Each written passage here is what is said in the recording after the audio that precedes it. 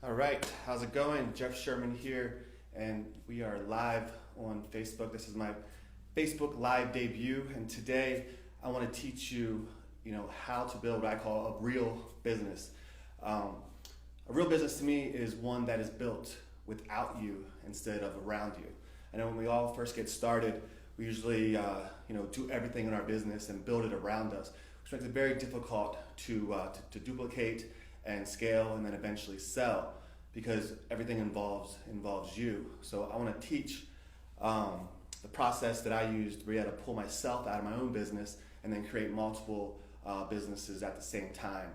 So if you're new to your business, you're one-man show, or if you have maybe one or two employees and your business is really growing, but your lifestyle is going down, you're working longer hours, you're getting drained, getting burnt out, then this training is for you. I just read an article in Small Business Trends that said that 79% of small business owners have zero employees. And that's kind of a shame because that means not only do they own a business, they own a job as well. So they're doing twice the work and they're probably getting paid less than what they got paid at the job that they left to start their own business. The best part about owning your own business is that the sky is the limit.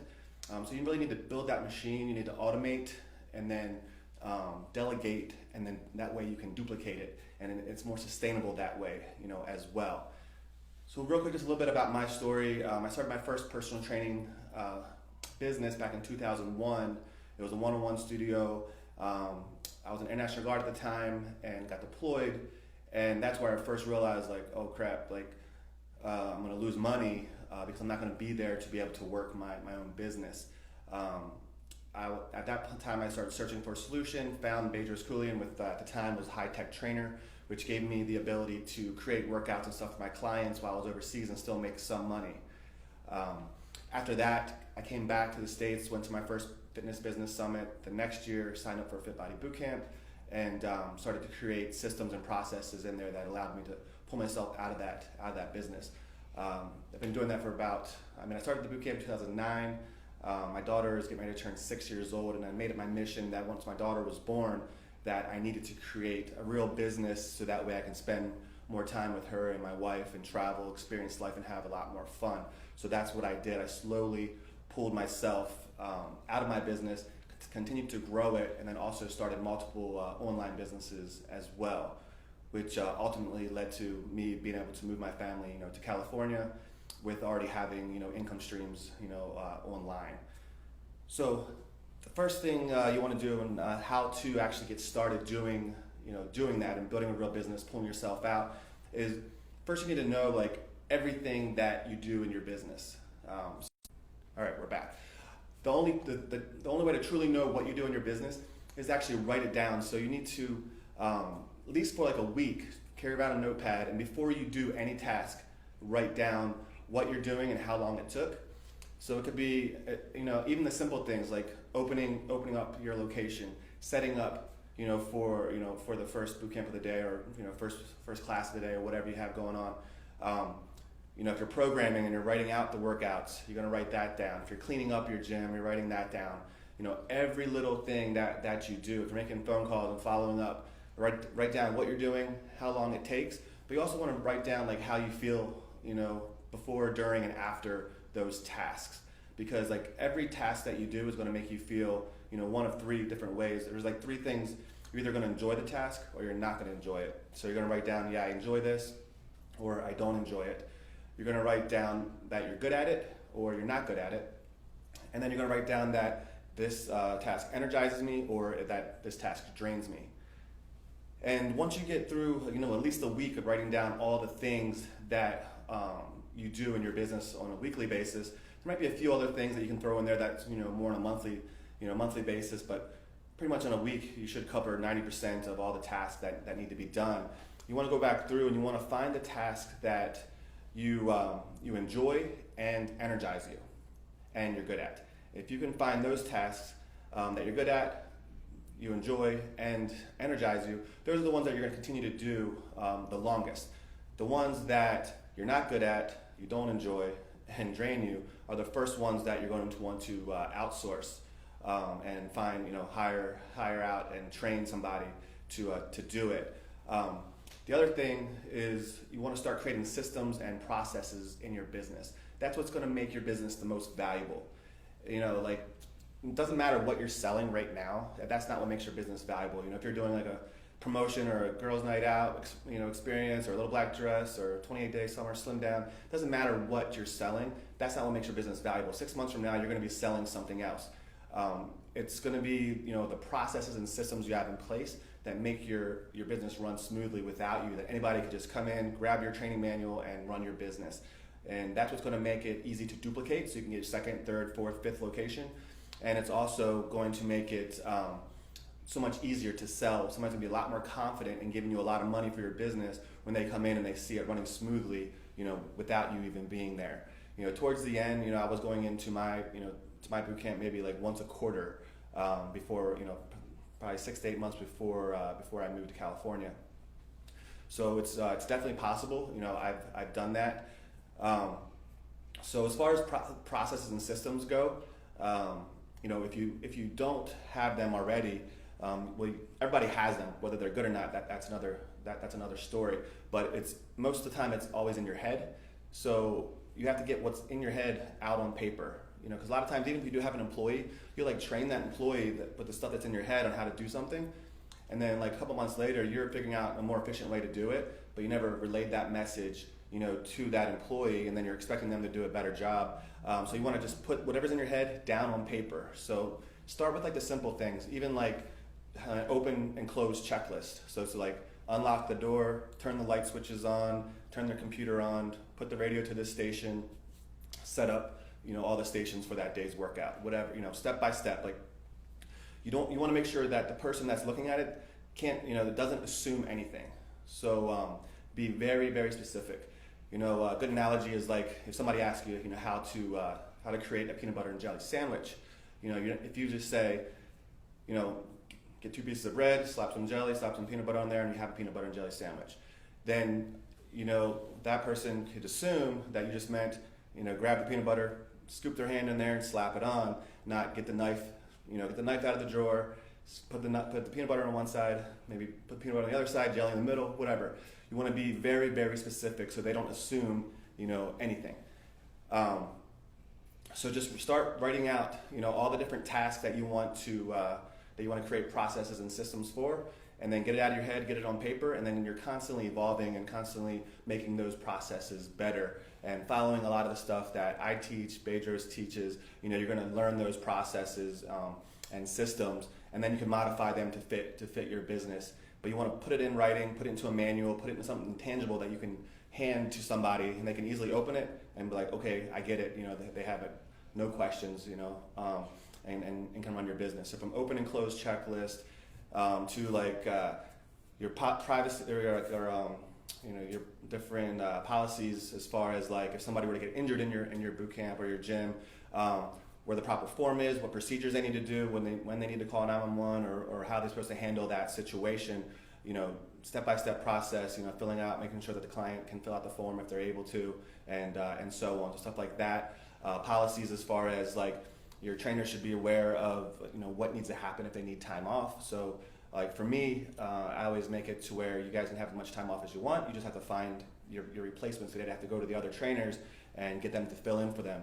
If they couldn't get anybody to fill in for them, then to me that was like we didn't have enough trainers, so I need to go hire somebody. And if I hire somebody, I have to give them a few hours to keep them motivated. So that would take some hours away from everybody else, which kept my trainers motivated on having each other's back when people needed time off. So you need to have stuff like that in a policy and procedures binder. So we would have like an operations manual and then like a policy and procedures binder as well. In the operations manual, we'd have things like maintenance, like if the air conditioner wasn't working, I'd have the landlord's contact information in there, but I'd also have the AC company that we use, the business card and contact person, so they would know. They wouldn't have to call me on vacation or wherever I am to say, hey, the air conditioner's broke, what do we do? They know exactly what the steps are. Call the landlord, call the air conditioning people, get them out there as soon as possible and get it fixed. Or if there was like a pipe leaking or whatever, we have a plumber in there that we trust and know, and have them go through the same steps for that. Other processes would be like your programming. If you're still doing all the programming, if you want your head trainer to do it, then if you want to structure it a certain way, same exact thing. Like have a list of exercises that you approve, so they're not like finding weird exercises on YouTube and just throwing it in there that you would never do. So create processes for them to be able to create the workouts as well. You want to have processes for lead generation and marketing. That's one of the things that you don't enjoy.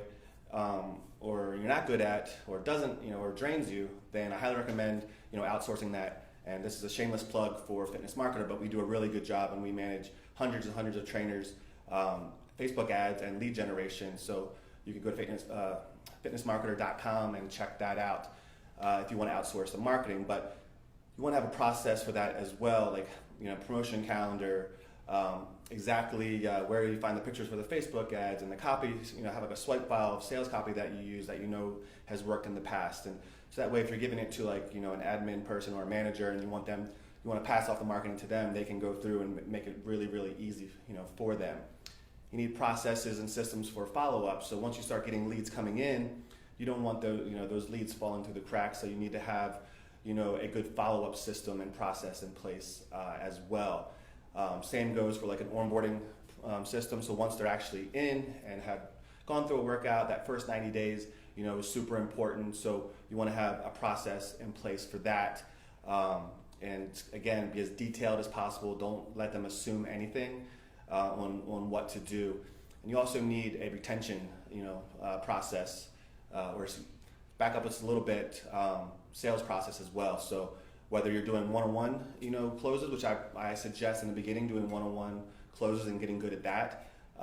And then once you start getting a lot of leads coming in and you're scaling up your lead generation and advertising, move on to a group close, because you'll have a lot more confidence after, getting good at the one-on-one, the one-on-one stuff. So you want to move on to a group close and create a process for that where, you are the one doing it at first, but you're bringing on like some of your best case studies or testimonials and having them tell their story and whatnot, and have a step-by-step process that eventually you can hand that off to your sales manager and let them do group closes, and that'll pull you out even more in your business. And then the onboarding process, and then a retention system or process, and what are you doing to let all the members that have been paying you money for a long time know that you still care about them and you appreciate their business, and that you still care and want to help them continue to reach their goals. So you need to have a step-by-step process so nobody gets missed. People either leave for one or two reasons. One, they're not getting results, or two, they don't feel appreciated. So if you can show your clients love and show them that you really do care, even if they've been with you for 3 or 4 years, it's going to go a long way in keeping your clients, on board. So you want to get everything that's in your head out on paper, and who cares what it looks like at first? Just get it down, create the step-by-step processes, and go out and get 2 binders. One's going to be an operations manual, and one is going to be your policies and procedures manual. And I'll go into more detail about that. I'm actually putting some stuff together that I'm going to add to the Fitness Marketer Lab, which is our membership site for personal trainers.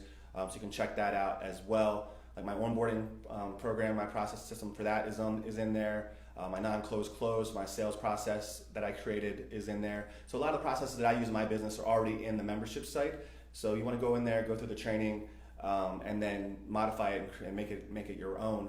We're actually doing like a free 7-day trial right now, so you can go to fitnessmarketerlab.com and get a free week and see some of the processes that I'm already using in my business. And I'm going to be adding more to it. I'm going to be adding operations manual and policy and procedures manual and how to actually set that up. That'll all be in there as well.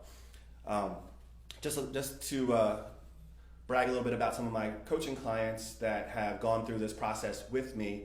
I have a client, David Dunham. He went from $8,000 a month, to almost 7 figures. $60,000, $70,000, $80,000 months, and multiple locations, being able to duplicate it. Because if you're running around like crazy in your first location trying to, put out fires, you're never going to be able to duplicate that,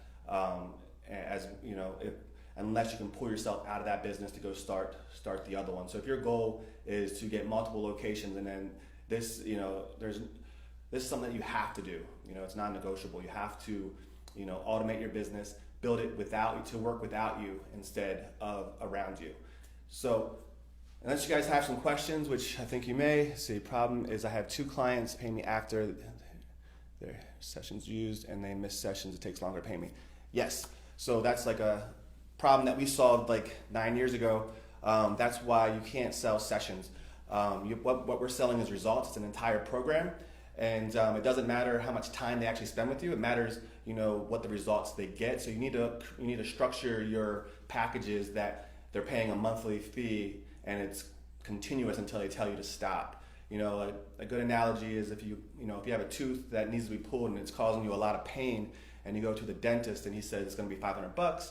I can pull it out in 5 minutes, or I can take 5 hours. Which one would you rather do? Of course, you're going to pick the 5-minute one, right? Because you want the result. You want that tooth out of there. You want the pain gone, and you're not valuing how much time is in the chair. So that's the message you have to preach to your clients. And that's why when we switch to 30-minute sessions, we're able to say, you're getting your life back. You're not spending all your time in the gym. You're getting, twice the results in half the time, and they're still paying full price. So if you're paying, if you're still charging by the sessions, they're selling like a 12-pack or whatever. Yeah, they go on vacation, you're not getting paid. And if they go on vacation for a week, you're actually not getting paid for 2 weeks, because they have to come back. That week is gone. They have to come back and use those the next week before they're ready to pay again. So it's really 2 weeks. And if you go on vacation, it's another 2 weeks. Over the course of the year, you're probably missing out on a month, or 2 from each one of your clients. So try to figure out a pay structure that allows for them to get the results they need, but paying a flat fee and just ongoing, and that'll solve that problem. And then also to that, they pay only what they do for the month. So if I'm reading that correctly, if they're paying after the month, after they do the workouts, you definitely want to change that around. You want to get the money up front. You want people to prepay. That's the only way you're going to know that they are serious about reaching their goals. And I wouldn't wait until the month is over and then have them pay, if that's what you're saying. Again, create a pay structure that allows them to pay a monthly fee. And if it's still one-on-one, that's fine.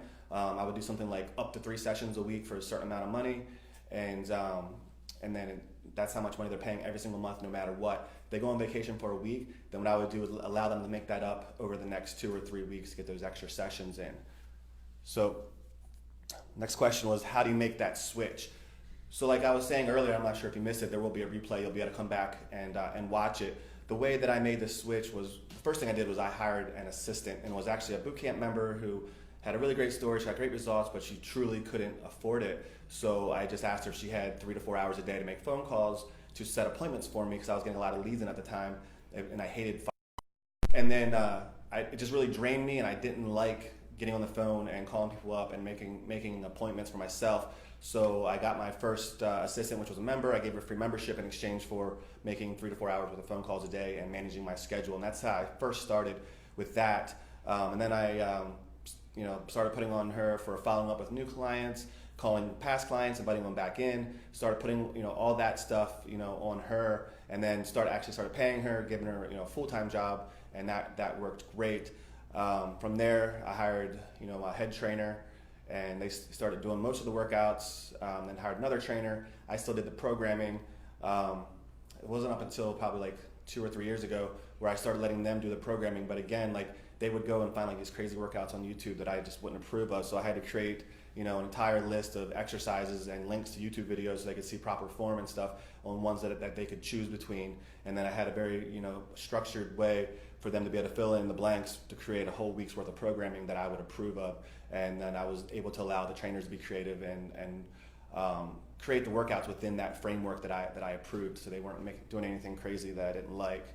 And it's really just one thing at a time. That's why I said make that list of everything that needs to be done, and then you want to keep pulling out the things that you're not good at, that drain you and you don't enjoy, and hire the best people to do that first. So like if you love training and it energizes you, don't hire a trainer first. If you hate making phone calls, hire the person to make the phone calls, and sales first. If that's the part you hate.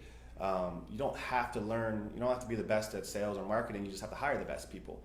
Like Fitness Marketer, for example, if you hate, building funnels and ClickFunnels, if you hate, setting up Facebook ads and then having to go back to your computer every couple hours to monitor them and see how they're performing and then make the changes and adjustments. It's tedious work. Most trainers don't enjoy that. We enjoy interacting with people and being active. So if that's something you don't enjoy, again, a shameless plug, just go over to fitnessmarketer.com and see how we can help you with some of those tasks. But yeah, it's just one thing at a time until you're just totally removed, and then you have this well-oiled machine that you can go and duplicate and create that second location. Going back to some of my clients before I took those questions, David Dunham was one of my coaching clients, and his second location is catching up to his first one in like a quarter of the time. Like, your first location is where you make all your mistakes. It's where you learn.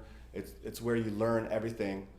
And once you fine tune that first location, when you open that second location, you do everything right, and that second location usually overtakes and does better than the first one in like 3 to 6 months. That's been the case. Another client of mine is Maya. She owns The Works in Washington, D.C.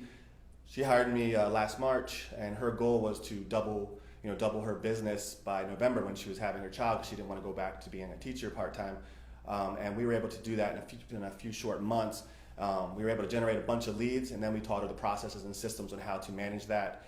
Now she's hanging out with her kids and enjoying having a real business that operates without her. And she does all the fun stuff that she enjoys, that energizes her. She's still the face of the company. She goes in and teaches when she wants to, because that's what she enjoys, and she allows us to get people in the front door for her. So most of this is in the membership site. Like I said, there's a couple things that I'm going to be adding in the next few weeks, as far as like operations manual and policies and procedures, like handbook. But as far as like our sales process, it's a non-close close that's in there. Our onboarding process. There's some retention strategies and stuff in there as well. And see, the video kept cutting off and lagging in the beginning. Can you please upload the notes? Yes. So we're going to repurpose this video. We'll put it in Fitness Marketer. You'll be able to watch the replay right here on my fan page. We're also going to transcribe it and create an article out of it and put it on the Fitness Marketer blog. So you'll be able to get all the information again. Cool. Yeah. So hopefully this will help you, Miguel. I feel you. I was right there before my daughter was born, and I was like, there's no way I'm going to be able to have a kid and not spend time with her because I'm working so much. It defeats the purpose of having my own business. So let me just scroll back here, see if I missed anybody's questions. Without resenting it. So Miguel, the other question I guess you had was like, how do you make the switch without them resenting it? I'm guessing like your clients. So your business is there to serve your clients and get them the goal, the goals that they want to make their lives better, more healthy. And you have goals, personal goals, business goals, family goals, and you shouldn't let anybody else's feelings hold you back from that. There's nothing wrong with aspiring for greatness and wanting to help even more people on a broader scale. So if you have one location, you might help 200, 250, 300 people. You have 4, 5, 6 locations, you're up to like 2,000 people. You're helping a lot more people on a broader scale. If you decide to create an online business, now you're helping people all over the world. So you're fulfilling your mission, which is what you want to do. And if one person resents you for that, that's their problem. That's something that they need to overcome, and get over in their personal life that they're struggling with. So you just have to have a back like a duck and just let the water, roll right off. Don't let, that one person get in your head or bring you down. What your mission is, what your goals are, and don't let anybody stop you from reaching those. Just keep scrolling. Beginning, the other notes will be on there. Awesome. Cool. Well, that looks like that's about all the questions for now. So I'm going to be doing more of these live trainings. If you enjoyed this is my first time. I just wanted to get the first one over with and give you guys some good information and let you know what's to come. We've been talking about Facebook, marketing and funnels for so long. My battery's dying, so hopefully I can get through this before it does. We've been talking about Facebook marketing, lead generation, funnels, for the last year and a half since we started our agency, and that's great. But once you get all those leads in and you have a lot more people in your business, you have to be able to hold it all together, and that's what I'm going to be teaching you next. And that's what I really made my name off of, which was, creating a business that was totally automated. I was able to duplicate, scale it, and that's the kind of information that I see that you guys want. We're even considering doing a live workshop on fitness business automation. If that's something you guys want, let us know. But I'm going to be doing at least one live training a week, and then the replay will be on the blog, fitnessmarketer.com, and we'll be reaching out to you guys to see what you're struggling with and how we can help you and come up with some good topics. But for now, I'm going to be teaching, going more in depth on automation processes, creating real business. So I just want to thank you guys for being on here live. I really appreciate it, and I'll see you guys next time.